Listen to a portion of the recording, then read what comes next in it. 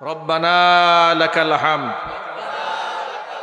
হামদান কাসীরা তাইয়িবান মুবারাকান ফীহি রব্বানা লাকাল হামদু কামা ইয়ানবাগি লিজালালি ওয়াজহিকা ওয়া আযীমি সুলতানিকা।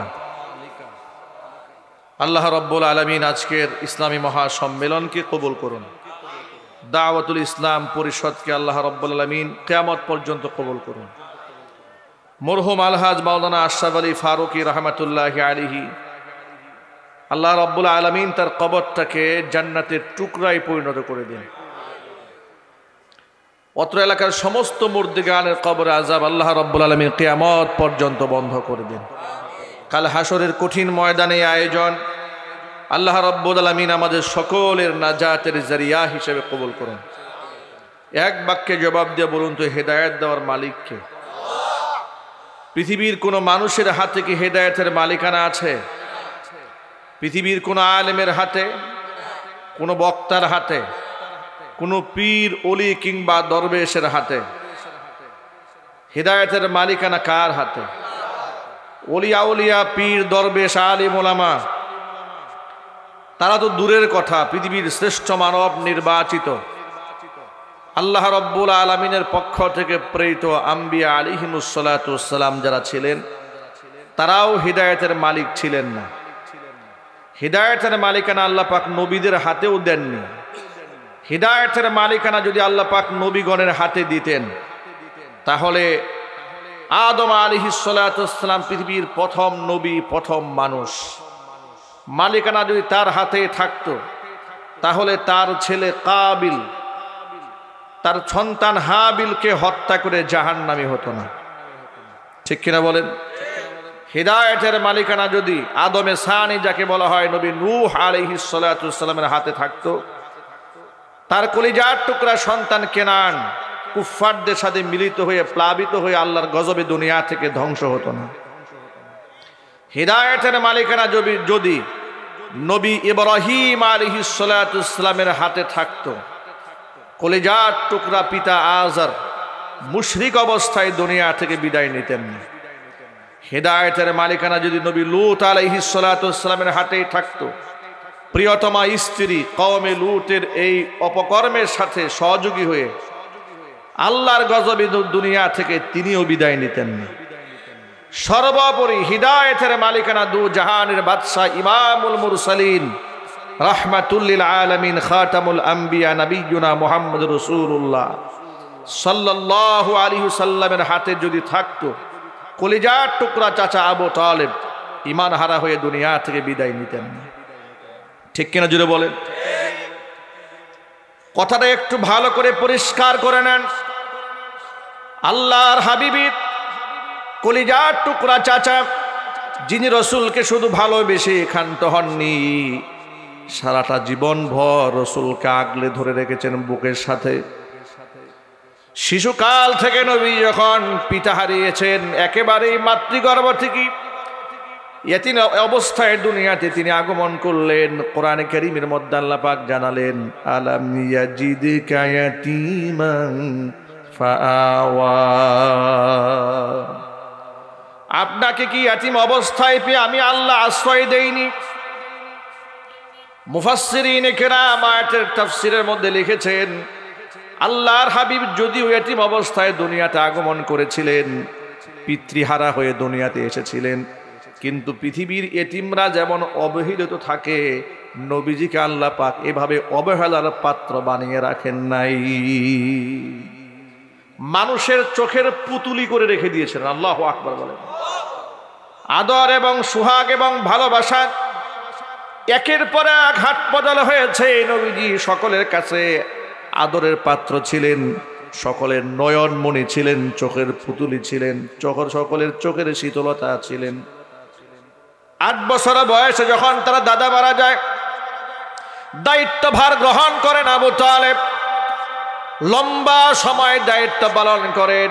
নবী করিম সাল্লাল্লাহু আলাইহি ওয়াসাল্লামের কলিজার টুকরা চাচা মক্কার কুরাইশে কাফেররা ঐক্যবদ্ধ হয়ে নবীজি সাল্লাল্লাহু আলাইহি ওয়াসাল্লামের বিরুদ্ধে যখন কোনো কাজ করতে গেছে, আল্লাহর হাবিবের পক্ষ হইয়া ঢাল হয়ে সামনে দাঁড়ায় গেছেন যিনি, তার নাম হচ্ছে আবু তালেব।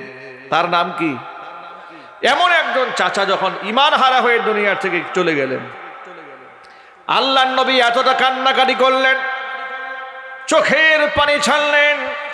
আল্লাহর হাবিবকে আল্লাহ পাক ডেকে বলছেন, ইন্নাকা লা তাহদি মান আহবাবতা ওয়ালাকিন্নাল্লাহা ইয়াহদি মান ইয়াশা।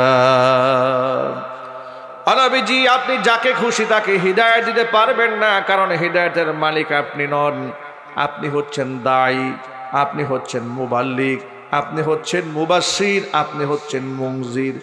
আপনি মানুষকে সুসংবাদ দেবেন, মানুষকে সতর্ক করবেন, আমি আল্লাহর পথে মানুষদেরকে আহ্বান করবেন। বিতর্ক যদি করতে মনে চাই, ওয়াজাদিলহুম বিল্লাতি হিয়া আহসান, উত্তম পন্থায় আপনি বিতর্ক করবেন, কিন্তু খবরদার হেদায়েত কার উপরে জোর করে আপনি চাপিয়ে দিতে যাবেন না। লাস্তা আলাইহিম বিমুসাইতির, জবরদস্তি করার জন্য আপনাকে পাঠানো হয় নাই। আপনার দায়িত্ব হচ্ছে শুধুমাত্র কান পর্যন্ত আপনি পৌঁছে দেবেন। হিদায়াতের মালিক আপনি নন, হিদায়াতের মালিক আমি আল্লাহ রাব্বুল আলামিন। হিদায়াতের মালিক কে? সকলে চিৎকার দিয়ে বলুন, মালিক কে? যেখানে আল্লাহর নবী হেদায়েতের মালিক ছিলেন না, সেখানে এই পৃথিবীর বর্তমান সময়ের এমন অসংখ্য পীরের নাম আমরা শুনতে পাই। তারা শুধু মুরিদদের মাঝে হেদায়েতি বিক্রি করে না, বরং মুরিদদের মাঝে জান্নাতের টিকিটও বিক্রি করে। আছে না নাই? গাজীপুরের এক ভণ্ড পীরের মুরিদের সাথে আমার সাক্ষাৎ। মুরিদকে ডেকে আমি পার্সোনাল জিজ্ঞেস করলাম, ভাই একটু দিল থেকে কথাটা বলো, তোমার পীর সাহেবকে নামাজ পড়ে? মুরিদ আমাকে বলে, হুজুর মাঝে মাঝে পীর সাহেবকে বলি যে হুজুর আপনি অন্ততপক্ষে নামাজটা পড়েন। কে বলে এই কথা? মুরিদে পীর সাহেবকে বলে মাঝে মাঝে যে হুজুর অন্ততপক্ষে আপনি একটু নামাজটা পড়েন, তাহলে আপনার মুরিদের সংখ্যা আরো বাড়বে। আন্দাজ করতে পারেন পীরের অবস্থাটা কি। পীর নামাজ পড়ে না, মুরিদ পীর সাহেবকে নামাজের তালিম দিচ্ছে যে হুজুর আপনি একটু অন্ততপক্ষে নামাজটা পড়েন।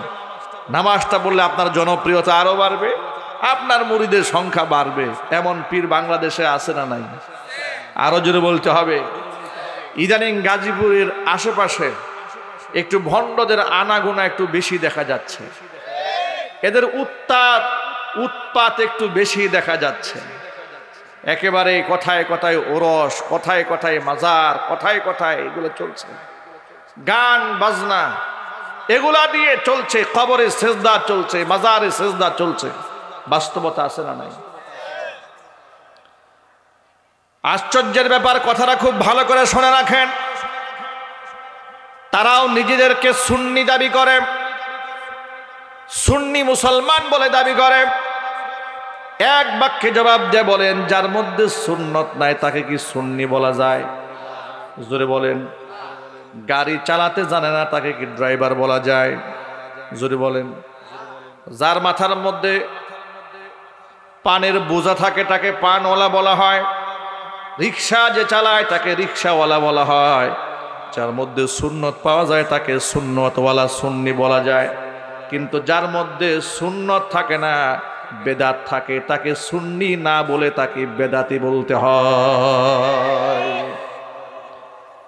১৫০০ বছর আগে দু জাহানের বাদশা ইমামুল মুরসালিন রাহমাতুল্লিল আলামিন খাতামুল আম্বিয়া নবিয়ুনা মুহাম্মদ রাসূলুল্লাহ সাল্লাল্লাহু আলাইহি ওয়াসাল্লাম হাদিসের মধ্যে বলেছেন, তাফাররাকাত বানু ইসরাঈল আলা ৭২ মিল্লাহ।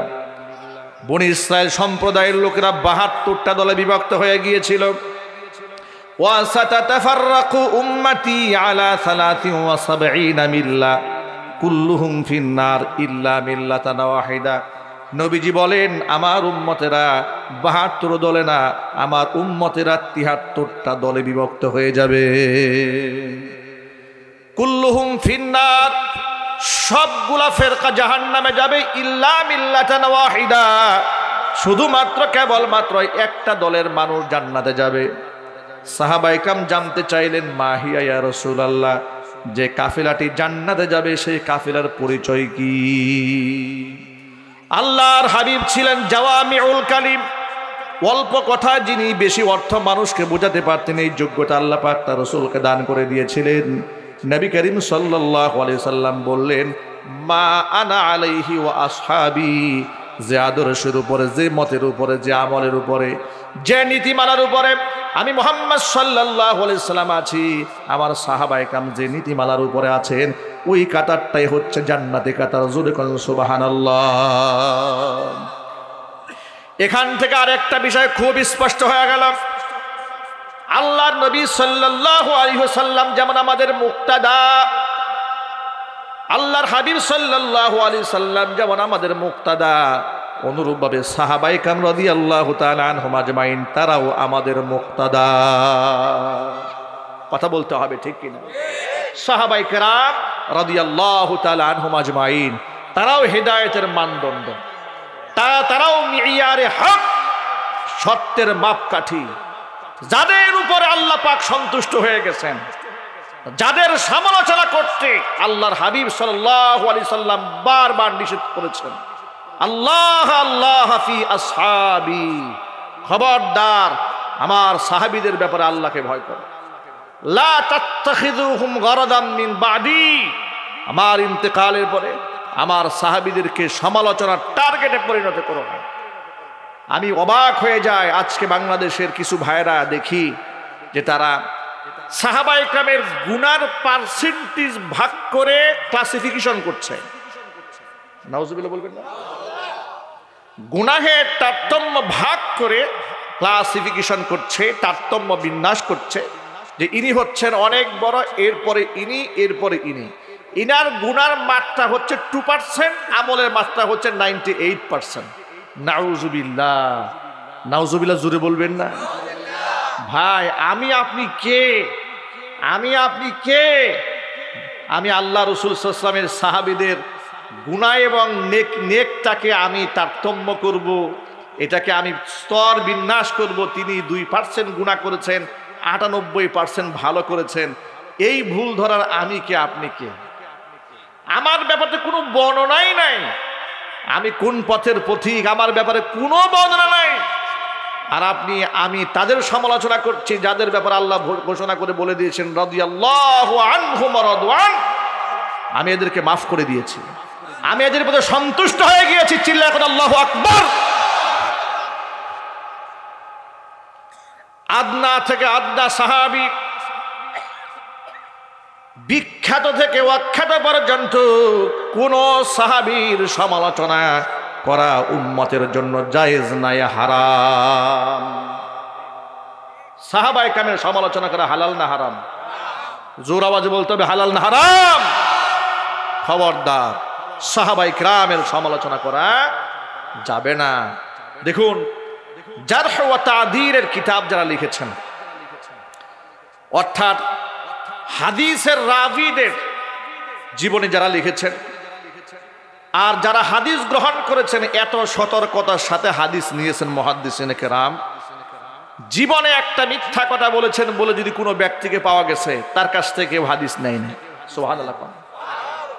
হাদিস এতটা সুরক্ষিত, এতটা পরীক্ষিত, এতটা অথেন্টিক সোর্সে আমার কাছে আপনার কাছে এসেছে। মাঝখানে ভেজাল ঢুকানোর মতো যারা এসেছিল তারা সব কাট পড়ে গেছে। বিশুদ্ধ সুরতে অসংখ্য হাদিস আল্লাহ পাক আমাদের পর্যন্ত পৌঁছে দিয়েছে। আপনি শুনে অবাক হবেন, ইমাম বুখারী রাহমাতুল্লাহি আলাইহি ওই ব্যক্তির কাছ থেকেও হাদিস নেন নাই। তিনি দেখতে পেলেন যার কাছে হাদিস গ্রহণ করতে যাচ্ছে, ঘাস ঘোড়ার সামনে ধরেছে, ঘোড়াকে ঘাস খাওয়ার জন্য মুখের সামনে ঘাস ধরেছে, ঘোড়া দৌড়ে আসছে, ঘাসটা না খাওয়ায় ঘোড়াকে বেঁধে রাখছে। একটা ঘোড়াকে খাবার দিতে গিয়া, ঘাস দিতে গিয়া তিনি ঘাস দেন নাই। ইমাম বুখারী রাহমাতুল্লাহি আলাইহির দৃষ্টিতে এটা অন্যায় হয়েছে। তিনি বলেন সে ঘোড়ার সাথে প্রতারণা করেছে, এর কাছ থেকেও হাদিস নেওয়া যাবে না। সুবহানাল্লাহ বলবেন না? হাদিস এইভাবে একেবারেই চুল চেরা বিশ্লেষণ করে মুহাদ্দিসিনে কেরামরা এনেছেন, যাদের ব্যাপারে এতটুকুন খিয়ানত পেয়েছেন, সারা জীবন একটা মিথ্যা কথা বলেছে, তার কাছ থেকে হাদিস রাবিরা গ্রহণ করেন নাই, মুহাদ্দিসিনে কেরামরা নেন নাই। সুবহানাল্লাহ কোন। যারা এই রাবিদের ব্যাপারে জারহ ও তা'দীল করেছেন, অর্থাৎ তাদের দুষ্টুটি পুঙ্খানুপুঙ্খানু বিশ্লেষণ করেছেন, তারা একটা পর্যায়ে গিয়ে থেমে গেছেন। কোন পর্যন্ত গিয়ে থেমে গেছে? সাহাবায়ে কেরাম পর্যন্ত গিয়ে থেমে গেছেন। পৃথিবীর কোন সাহাবীর ব্যাপারে আসলাফ কোনো মন্তব্য করেন নাই। আল্লাহু আকবার বলেন। কোন সাহাবী কামের ব্যাপারে নয়। সুতরাং আজকে খুব বিতর্ক ফেসবুকে দেখা যাচ্ছে, মিয়ারে হক না হক। কেউ কেউ তো বলেই বসেছেন যে আল্লাহ পাক শুধু কোরআন হাদিস মান্য করতে বলেছে, সাহাবায়ে কেরামদেরকে মান্য করতে বলেন নাই। এই কথা তারা বলেন, তাদের কি একটু ভয় হয় না? তাদের তো ভয় হওয়া উচিত। যারা এমন কথা বলেন যে আল্লাহ শুধু কোরআন হাদিসকে মান্য করতে বলেছেন, সাহাবায়ে কেরামদেরকে মান্য করতে বলেন নাই। আরে বাবা, কোরআন হাদিস তুমি পেলে কার কাছ থেকে যদি সাহাবী বাদ দাও? কথা বলে না, ঠিক কিনা বলে? তোমার কাছে তো জিবরাইল আসে নাই, তোমার কাছে সরাসরি রাসূলও আসে নাই, তোমার কাছে সরাসরি কোরআনও আসে নাই, তোমার কাছে সরাসরি হাদিসও আসে নাই। তুমি মাঝখান থেকে সাহাবীদের স্তর যদি বাদ দিয়ে দাও যে তারা অনুসরণ যোগ্য নয়, নাউযুবিল্লাহি মিন যালিক, তুমি কার কাছ থেকে হাদিস নেবে? কার কাছ থেকে নেবে? সুতরাং সাহাবায়ে কেরামদেরকে আমলের মানদণ্ড যদি গ্রহণ করা না হয়, গোটা ইসলামটাকেই বাতিল করে দেওয়া হয়। সুতরাং এটা একটা বিভ্রান্তি, এটা একটা গুমরাহি। যদি আমার কোনো ভাই, আমি কাউকে আঘাত দিয়ে কথা বলছি না, যদি কোনো ভাই এই বিষয়টা না বুঝেন, তাহলে আমাদের বাংলাদেশে এবং এই উপমহাদেশে অনেক মুহাক্কিক জ্ঞানী আলেম আছেন। নিজের ব্যর্থতা স্বীকার করতে তো অসুবিধা নাই। আমার ত্রুটি হলে আমি তার কাছে যাব, আমি তার কাছ থেকে বোঝার চেষ্টা করব। কিন্তু আল্লাহ পাক যেন আমার এই জবান দিয়ে সাহাবায়ে কেরামের ব্যাপারে কোনো কটু কথা, কোনো মন্তব্য যেন আমার মৃত্যু পর্যন্ত আল্লাহ বের না করেন। জোরে কর না আমিন। এই ব্যাপারে সতর্ক থাকার দরকার আছে না নাই? যারা বলেন যে আল্লাহ পাক তো সাহাবায়ে কেরামদেরকে অনুসরণ করতে বলেন নাই, আমার বুঝে আসে না তিনি কি আসলেই কোরআন সুন্নাহ থেকে একটু ভালো করে গবেষণা করেছেন কিনা। যেখানে কোরআন মাজিদ আল্লাহ পাক বলেন, ওয়া ইযা কিলা লাহুম আমিনু কামা আমানান নাস, তাদেরকে যখন বলা হয় ঈমান আনো সেইভাবে যেভাবে লোকেরা ঈমান এনেছে, আই আমানাস সাহাবা, সাহাবায়ে কেরামের মতো ঈমান আনো যখন বলা হলো, আল্লাহ পাক নিজেই তো ঈমানের মানদণ্ড সাহাবায়ে কেরামদেরকে বানিয়ে দিলেন। ঠিক কিনা বলেন? আল্লাহ পাক নিজে বানিয়ে দিয়েছেন। শুধু কি তাই, আল্লাহ রাব্বুল আলামিন বলে দিয়েছেন, তারাহুম রুকআন সুজদাই ইয়াবতাগুনা ফাদলাম মিনাল্লাহি ওয়া রিদওয়ানা। কাদের ব্যাপারে বলেছেন?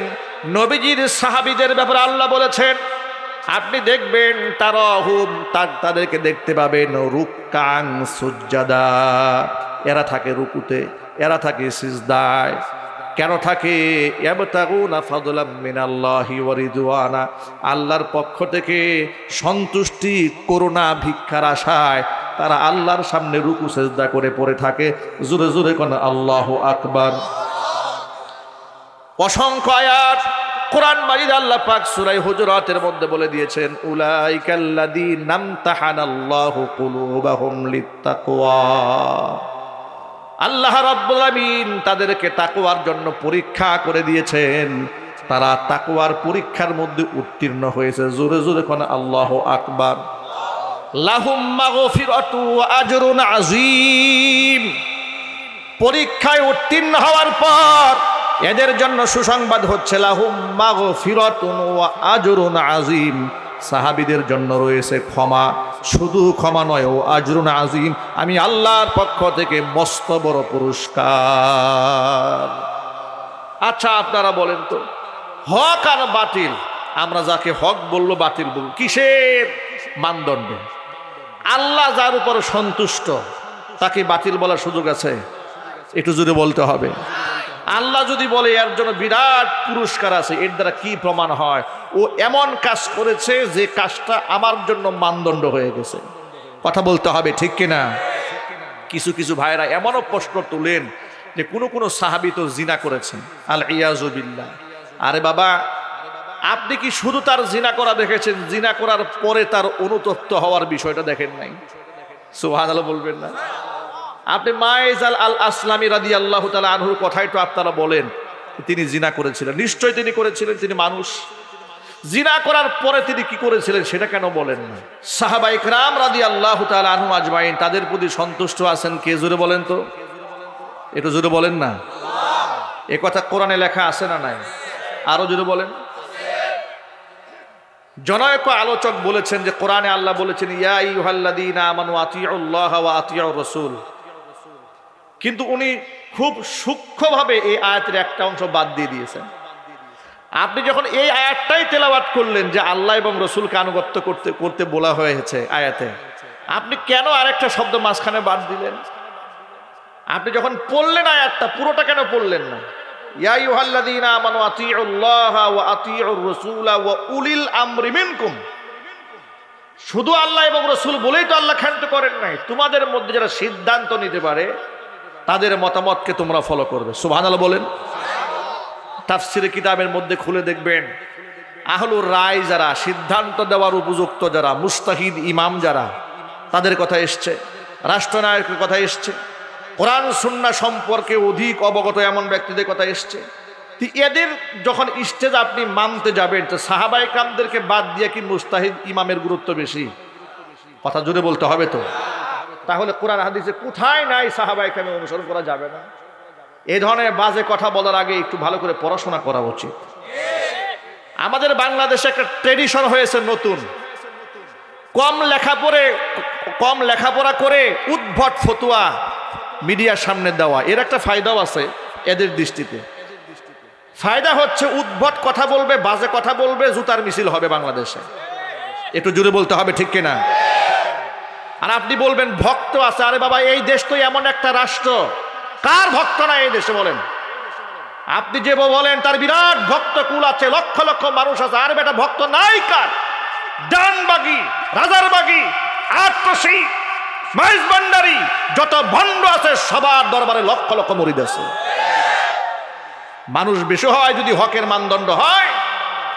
দেওয়ানবাগ শরীফে গিয়া দেখো, দেওয়ানবাগের পীর বর্তমান যিনি গদ্দিনীসীন ডক্টর কুদরতে খুদা তার নাম, আল্লাহ হেদায়েত দান করুক।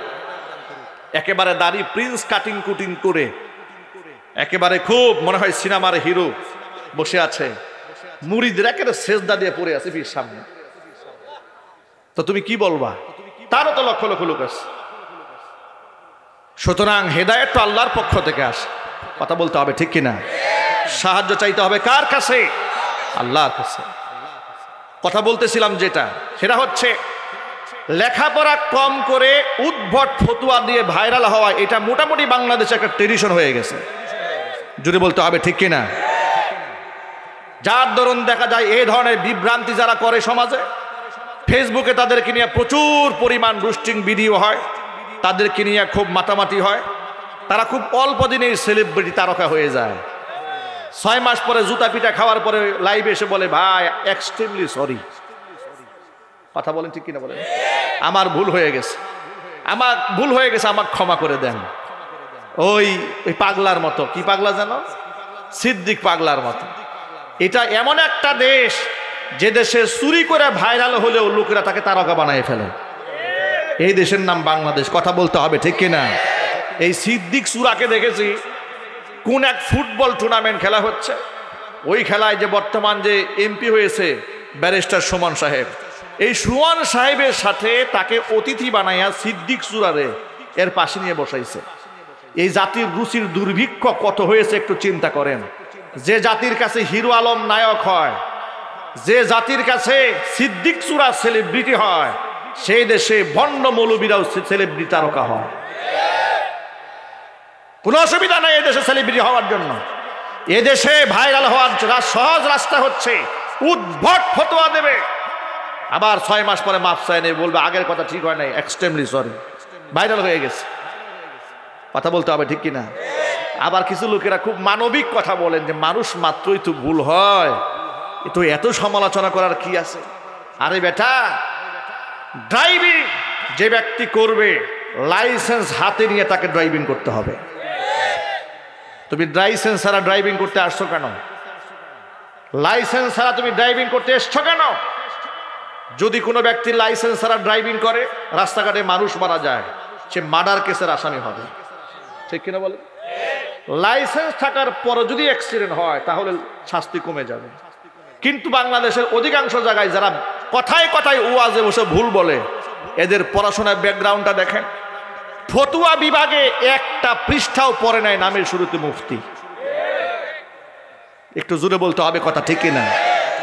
তাকে যদি জিজ্ঞেস করেন আফতা, ইউফতি, মুফতি এটা কোন সিগা, কোন বাপ, কোন মাসদার, মূল ধাতু কি, ওর মাথা নষ্ট হয়ে যাবে। আমি বাংলাদেশের বিখ্যাত এক মুফতি নামের শুরুতে লেখাটাকে নিজে আল্লাহর কসমে কথা রেকর্ড হচ্ছে, আমি নাম বলবো না, শুধু শিক্ষার জন্য বলি আপনাদেরকে। একসাথে মাহফিল, জিজ্ঞেস করলাম ভাই আপনি ফতুয়া পড়েছেন কোন জায়গায়? আমাকে বলে হুজুর আমি তো ফতুয়া পড়ি নাই। ফতুয়া পড়েন না, আপনার নামের শুধু মুফতি? তাই আমার ভক্তরা খুব ভালোবেসে দেয়, দেখছেন অবস্থাটা? ভক্তরা ভালোবেসে মুফতি দিয়ে দিয়েছে, উনিও খুশিতে এখন থেকে মুফতি লেখে। এই যদি হয় অবস্থা, সে মাসালায় ভুল বলবে না, ভুল বলবে কে? ড্রাইভিং এর লাইসেন্স ছাড়া গাড়ি চালাতে গিয়ে মানুষ হত্যা করে তার যেমন ফাঁসি রায় হয়, ফতোয়া দেওয়ার যোগ্যতা না থাকার পরেও ফেসবুকে এসে কিংবা জনসম্মুখে এসে ভুলভাল বক্তব্য দেওয়া, ভুলভাল ফতোয়া দেওয়ার কারণে এদের কঠিন শাস্তি হওয়া উচিত।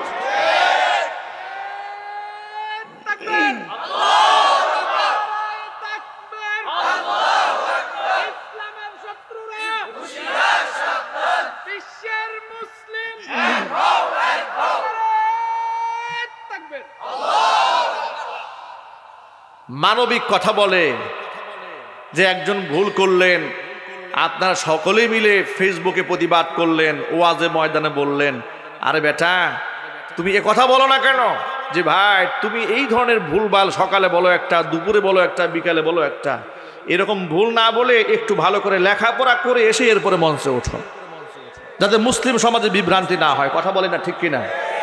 সেটা না বলে তুমি তার ভুলের উপর ঠিক রেখে তুমি বলো তাকে পার্সোনাল দেখে কি বলা যায় না? অবশ্যই বলা যায়। কিন্তু ফিতনা যখন ছড়ায় পড়লো পাবলিকলি, হাজার মানুষের কানে যখন পৌঁছে গেছে, একে যদি 1012 আপনি একান্তে গোপনে ডেকে বলেন, সে অহংকারের কারণে মানুষের সামনে নতি স্বীকার করবে না। এটা পরীক্ষিত। বাংলাদেশে তারাই জাতির সামনে ক্ষমা প্রার্থনা করেছে যখন সারা জাতি তাকে বিরুদ্ধে দাঁড়ায় গেছে, তখন নিরুপায় হয়ে ক্ষমা প্রার্থনা করেছে। আর ক্ষমা প্রার্থনা করার পরে অনেকে আবার বলে, দেখছো কত বিনয়টার, দেখেছো কত বিনয়টার। আরে বেটা, বিপদে পড়লে তো বিড়ালও আপনার গাছে ওঠে। উনি তো আগেই যদি নিজের ভুল বুঝার পরেই যদি ক্ষমা প্রার্থনা করতেন, বোঝা গেল বিনয়। পাবলিকের জুতার বাড়ি খাওয়ার পরে ক্ষমা প্রার্থনা করার নাম বিনয় নয়, এটা হচ্ছে পিঠ বাঁচানো। কথা বলতে হবে মুসলমান, ঠিক কিনা? আজকে সমাজে ফিতনা হচ্ছে আলেম নামক জালেমদের কারণে। আল্লাহ রাব্বুল আলামিন যেন আমাদেরকে বুঝার তৌফিক দান করেন। কিয়ামত অত্যাসন্ন। নবী করিম সাল্লাল্লাহু আলাইহি সাল্লাম বলেছেন, এই পৃথিবী থেকে আল্লাহ রাব্বুল আলামিন ইলমকে উঠায় নেবেন কিয়ামতের আগে। তবে ইলম উঠায় নেওয়ার নিজাম কিন্তু এটা নয়। ইন্নাল্লাহা লা ইয়াকবিজুল ইলমা ইনতিজাআন ইয়ানতাজিউহু মিনান নাস ওয়ালাকিন ইয়ানতাজিউল ইলমা বিকবজিল উলামা। হঠাৎ করে জমিন থেকে ইলম আসমানে উঠে যাবে না, মানুষের সিনা থেকে আল্লাহ ইলম টেনে টেনে বের করে নিয়ে যাবেন না, বরং ইলম দুনিয়া থেকে উঠায় নেওয়ার মাধ্যম হলো ওয়ালাকিন ইয়ানতাজিউল ইলমা বিকবজিল উলামা। মুহাক্কিক উলামাদের মৃত্যু ঘটায় দেওয়ার মাধ্যমে জমিন থেকে ধীরে ধীরে প্রকৃত আলেমরা বিদায় হয়ে যাবেন। এই যে মাওলানা আশরাফ আলী ফারুকী রাহমাতুল্লাহি আলাইহি বড় আলেম ছিলেন, দুনিয়া থেকে চলে গেছেন। আল্লামা আশরাফ আলী থানভী রাহমাতুল্লাহি আলাইহি বড় আলেম ছিলেন, দুনিয়া থেকে চলে গেছেন। হাফিজ জি হুজুর রাহমাতুল্লাহি আলাইহি দুনিয়া থেকে চলে গেছেন। আমাদের জমানায় আমরা দেখেছি জুনায়েদ বাবু নগরী রহমাতুল্লাহ আলাইহি দুনিয়া থেকে চলে গেছেন। আমাদের সময় আমরা দেখেছি মুহাদ্দিস হুজুর রহমাতুল্লাহ আলাইহি সিলেটের, তিনিও দুনিয়া থেকে চলে গেছেন। আমরা সময় দেখেছি গোটা বাংলাদেশের লাখো কোটি মুসলমান যাকে আইডল আইকন হিসেবে গ্রহণ করেছিল, আল্লামা শাহ আহমদ শফি রহমাতুল্লাহ আলাইহি দুনিয়া থেকে চলে গেছেন। একে একে রত্নগুলো বাংলাদেশ থেকে আমরা হারিয়ে ফেলছি। বর্তমানে লেবাসে পোশাকে অনেক আলেম আছে, কিন্তু তাদের সমতুল্য কেউ নাই। ঠিক কিনা বলেন? এভাবে ধীরে ধীরে ধীরে ধীরে কমতে থাকবে, একের পর এক কমতে কমতে হাত্তা ইদা লাম ইয়াবকা আলিমুন, যখন প্রকৃত আলেম একজন বাকি থাকবে না, তখন মানুষের কি অবস্থা হবে শোনেন। ইত্তাখাযান নাসু রুউসান জুহালা, তখন মূর্খদেরকে এ জাতি নেতা বানায় বসে থাকবে। শুধু কি তাই, এরপরে ফাসুইলু, এদের কাছ থেকে বিভিন্ন মাসআলার ফতোয়া চাওয়া হবে। তারা নিজের প্রেস্টিজকে ঠিক রাখার জন্য ফাআফতাও, এরা ফতোয়া দিয়ে দিবে। মাসলা না জেনেও ফতোয়া দিবে, কারণ ফতোয়া উত্তর না দিলে তো পাবলিক আবার মনে করবে হুজুর পড়াশোনা করে নাই। কথা বলেন ঠিক কিনা? ওই যে যেই লোকটার ভক্ত, তার নামে শুধু মুফতি লাগিয়ে দিয়েছে, এখন সবাই মুফতি সাহেব বলে। এই যে মুফতি সাহেবকে প্রশ্ন করা হলো, এখন তিনি জবাব দিতে পারেন না, বিশাল প্রেস্টিজ ইস্যু হয়ে দাঁড়ালো না? এখন তাকে ফতোয়া দিতে হচ্ছে। হাদিস শরীফে এসেছে ফাসুইলু, প্রশ্ন করা হবে, ফাআফতাও, এবং তারা ফতোয়া দিয়েও দিবে। ফাদল্লু আদল্লু, নিজেরাও গুমরা হবে, জাতিকেও এরা গুমরা বানায় ছাড়বে। তার চরম বাস্তবতা আজকে আমরা হারে হারে টের পাচ্ছি। ঠিক কিনা বলেন? তবে আপনাদেরকে একটা আশার বাণী শোনায়। এই আশার বাণীটা শুনেই আমি আমার সংক্ষিপ্ত বক্তব্য শেষ করব ইনশাআল্লাহ। আশার বাণী হচ্ছে, নবী করিম সাল্লাল্লাহু আলাইহি ওয়াসাল্লাম বলেছেন, আল্লাহর হাবিব বলেন, ইয়াহমিলু হাদাল ইলমা মিন কুল্লি খালফিন উদুলুহু ইয়ানফুনা আনহু তাহরিফাল গালিন ওয়া ইনতিহালাল মুবতিলিন ওয়া তা'ওয়িলাল জাহিলিন।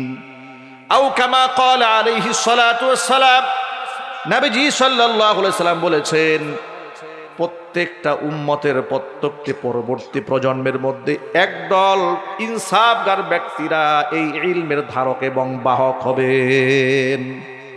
মাঠ কখনো একেবারে খালি হয়ে যাবে না। আপনি ফতোয়া একটা ভুল বলে পার পায়া যাবেন, তার সুযোগ নাই। আপনি শবে বরাতকে বেদাত বলে বগল দাবা করলেন, কাজ হবে না। অসংখ্য মুহাক্কিক উলামারা কোরআন সুন্নাহ দিয়ে এর বাস্তবতা প্রমাণ করেই ছাড়বে। কথা বলতে হবে, ঠিক কিনা বলেন?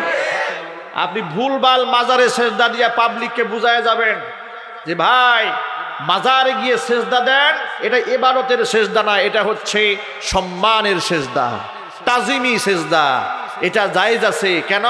আল্লাহ তাআলা আদম আলাইহিস সালাতু ওয়াস সালামকে সেজদা করার জন্য হুকুম করেছিলেন সমস্ত ফেরেশতা কুলকে।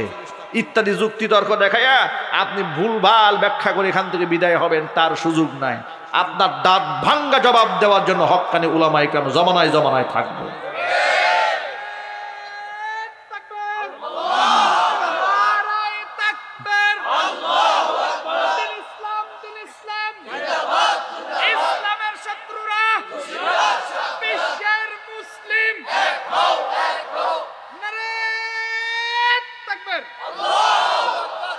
ওরা বলে পীরকে আমরা সেজদা দেই, প্রকারান্তরে আমরা আল্লাহকেই সেজদা দেই, কারণ পীরের মধ্যে আল্লাহ আছে। আরো জোরে কন্যা হুজুবিল্লাহ। ওরা একটা হাদিসের অপব্যাখ্যা করে। এই যে আগে হাদিসটা বলে নেই, হাদিস শরীফের মধ্যে এসেছে যে ইয়ানফুনা আনহু তাহরিফাল গালিন, সীমা লঙ্ঘনকারীরা যদি এটাকে বিকৃতি করে, কোরআন সুন্নাহর কোনো বিধানকে, এটাকে প্রতিরোধ করার জন্য হকপন্থী ইনসাফগার আলেম জমিনে থাকবে। সুবহানাল্লাহ। ওয়া তা'ওয়িলাল জাহিলিন, মূর্খদের অপব্যাখ্যা। মূর্খরা কোরআন সুন্নাহর অপব্যাখ্যা করলে এর জবাব দেওয়ার জন্য মুহাক্কিক আলেম সমাজে আছে না নাই? আরো জোরে বলেন। এই জন্য দেখবেন যে বাংলাদেশ সহ গোটা পৃথিবীতে যে কোনো জায়গায় ইসলামের অপব্যাখ্যা করে কেউ যদি কিছু বলে, হক্কানি ওলামারা জাতিকে কোরআন সুন্নাহর ভিত্তিতে সমাধান দিয়ে সতর্ক করেন যে ভাই এটা সঠিক নয়, সঠিক রাস্তা হচ্ছে এটা। ঠিক কিনা? মাজারে গিয়ে যারা সেজদা দিচ্ছে, সেজদা দিয়ে তারা বলছে যে আমরা তাজিমি সেজদা দিচ্ছি, এটা হালাল। নাউজুবিল্লাহ বলেন। তারা বলে আমরা আল্লাহর ওলিকে সম্মান দিচ্ছি। আমার বন্ধুগণ, আপনারা এক বাক্যে জবাব দিয়ে বলেন, পৃথিবীতে কোনো মানুষ কি আমাদের নবীজির সমতুল্য হবে? আরো জোরে বলেন।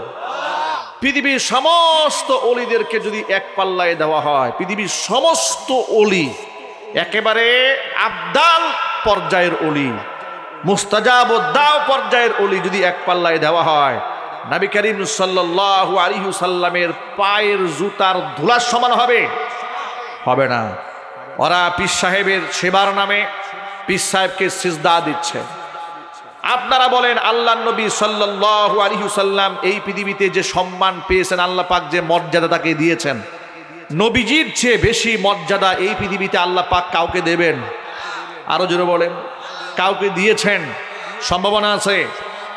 সেই নবীজির ১৬ লক্ষ সাহাবী যারা নবী করিম সাল্লাল্লাহু আলাইহি সাল্লামের জন্য একেবারে জীবন উৎসর্গকারী ছিলেন, ঠিক কিনা বলেন? বসেন বসেন বসেন, অসুবিধা নেই, বসেন। না না, জি জি বসেন। সভাপতি সাহেবের একটা সম্মান আছে স্টেজে, ঠিক কিনা? হবে না, মুশকিল হয়ে যাবে ভাইয়ের আমার। আচ্ছা, অসুবিধা নেই। আমি যে কথা বলতে চেয়েছিলাম, নবী করিম সাল্লাল্লাহু আলাইহি সাল্লাম আল্লাহ পাকের যতটা নিকটতম, পৃথিবীর কোনো মানুষ কি এত নিকটতম হতে পারবে? আল্লাহর কাছে রসুলের যে গ্রহণযোগ্যতা, যে সম্মান, এই সম্মান কি পৃথিবীতে আর কারো আছে? বিগত জীবনে ছিল, ভবিষ্যতে হওয়ার সম্ভাবনা আছে। এখন আপনারা বলেন, নবী করিম সাল্লাল্লাহু আলাইহি সাল্লামকে সাহাবায়ে কেরাম খুব কম ভালোবাসতেন, কথা বলে না? বেশি ভালোবাসতেন? আমাদের মতো বেশি নাকি? কোনো তুলনা চলে? সুবহানাল্লাহ বলেন। ছোট্ট একটা এক্সাম্পল দিয়ে শুধু বোঝাবার জন্য, হুদায়বিয়ার সন্ধি হওয়ার সময়, সন্ধি হওয়ার প্রাক্কালে কুরাইশি একজন কাফের লিডার মক্কার নওজোয়ান যোদ্ধাদেরকে বলল, ও মক্কার লোকেরা, মুসলমানদের সাথে লড়াই করার কোনো দরকার নাই, সন্ধি চুক্তি করো, এর মধ্যেই তোমাদের কল্যাণ। নওজোয়ান কাফেররা দাঁড়িয়ে বলল, আপনি নিজে মুসলমানদের সাথে লড়তে সাহস পান না, আমাদের ভয় দেখান কেন? মুসলমানরা সংখ্যায় মাত্র 1400 তাদের সংখ্যা, ওরা নিরস্ত্র, যুদ্ধের জন্য আসে না, উমরা করতে এসেছে।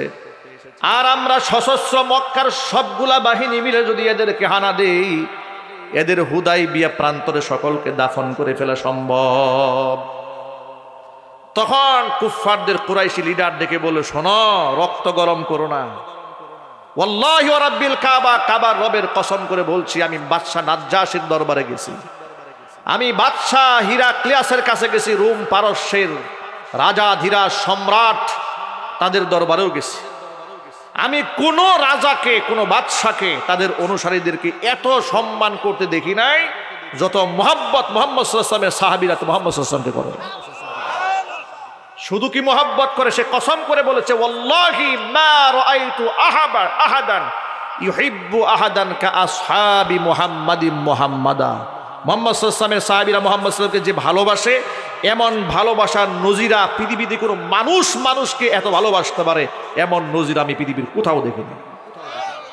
তিনি এ কথার ব্যাখ্যা করে বলেছেন, কুফফারদের লিডাররা বলেছে, আমি নিজ চোখে দেখেছি মুহাম্মদ সাল্লাল্লাহু আলাইহি ওয়াসাল্লাম থুতু নিক্ষেপ করেছেন, ওই থুতু জিহ্বা দিয়া চেটে বরকতের জন্য নেওয়ার জন্য তার সাহাবীরা পাগল পারা হয়ে গেছে।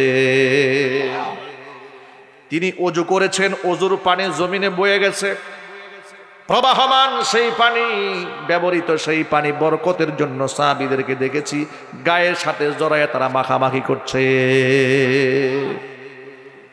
হযরত খাব্বাব রাদিয়াল্লাহু তাআলা আনহুকে যখন কুফফাররা পিটাচ্ছিল, মারতেছিল হাত পা বেঁধে, খাব্বাব রাদিয়াল্লাহু তাআলা আনহু কি এমন মারার সময় কুফফাররা ডেকে বলেছিল, খাব্বাব, তোমার মার বন্ধ হয়ে যাবে, তোমার হাতের বাঁধন খুলে দেওয়া হবে, পায়ের শিকল খুলে দেওয়া হবে, তোমাকে আজাদ করে দেওয়া হবে, তোমার পরিবর্তে এই জায়গায় মুহাম্মদ সাল্লাল্লাহু আলাইহি ওয়াসাল্লামকে বেঁধে পিটানো হবে, তুমি কি তাতে রাজি আছো? খাব্বাব রাদিয়াল্লাহু তাআলা আনহু এতক্ষণ পর্যন্ত কাফেরদের তলোয়ারের আঘাত সহ্য করেছেন, কথা বলেন নাই, আওয়াজ করেন নাই। তীরের আঘাত গায়ের মধ্যে নিয়েছেন, আওয়াজ করেন নাই। যখনই তিনি কথা বলেছেন যে তোমার পরিবর্তে তোমাদের নবীকে পিটানো হবে, কুফফারদের কথার আঘাত তিনি বরদাস্ত করতে পারলেন না। তিনি বললেন, কাফেরেরা শোনো, তোমাদের ওই নাপাক হাত দিয়ে আমার নবীর গায়ে আঘাত করবে দূরের কথা, আমার হাবিবের গায়ে একটা ফুলের টুকা দেবে আর আমার গায়ে এক বিন্দু রক্ত থাকতে পারবে, আমি সেটা বিশ্বাস করি না। জোরে কোন আল্লাহু আকবার। এমন মুহাব্বত সাহাবায়ে কেরাম তার রাসূলকে করেছেন। আল্লাহর নবী বদর প্রান্তরে তীর দিয়ে কাতার সোজা করছিলেন, এমন সময় সাওয়াদ রাদিয়াল্লাহু তাআলা আনহু কাতার ছেড়ে সামনে চলে এসেছিলেন। নবীজি তার হাতের মধ্যে থাকা তীরের আগা দিয়া পেটের মধ্যে খুঁচা দিয়া বললেন, সাহাবী সামনে আসলে কেন, পিছনে যাও। সাওয়াদ পিছনে গিয়ে বললেন, ইয়া রাসূলুল্লাহ, আপনি তীরের আগা দিয়ে আমার পেটের মধ্যে গুতা মেরেছেন, আমি কিন্তু দারুণ ব্যথা পেয়েছি, আমি এর বদলা নিতে চাই, প্রতিশোধ নিতে চাই।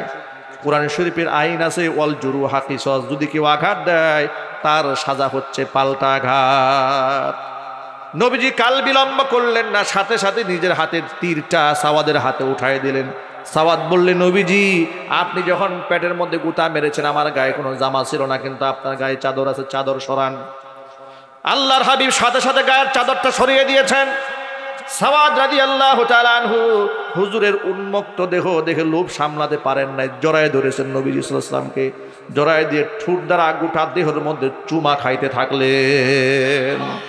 আল্লাহর হাবিব রাহমাতুল লিল আলামিন সাওয়াদ রাদিয়াল্লাহু তাআলা আনহুকে ডেকে বললেন, সাওয়াদ তুমি এই কাজটা কেন করলে? সাওয়াদ বলেন, নবীজি আমরা মাত্র 313 জন নিরস্ত্র, আমাদের প্রতিপক্ষ বাহিনী 1000 সশস্ত্র, জানি না এই জিহাদের ময়দানে শহীদ হয়ে বাড়ি ফিরতে পারবো নাকি, নাকি গাজী হয়ে বাড়ি ফিরতে পারবো নাকি, নাকি শাহাদাতের পেয়ালা পান করে দুনিয়া থেকে বিদায় হয়ে যেতে হয় নাকি, তাও তো জানি না।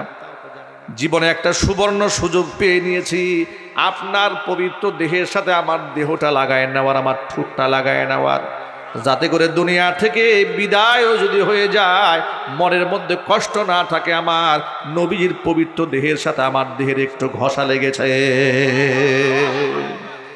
এত মুহাব্বত সাহাবায়ে কেরাম তার রাসূল সাল্লাল্লাহু আলাইহি সাল্লামকে করেছেন, এত সম্মান দিয়েছেন, দুনিয়াতে তাদের সমতুল্য কেউ হবে না।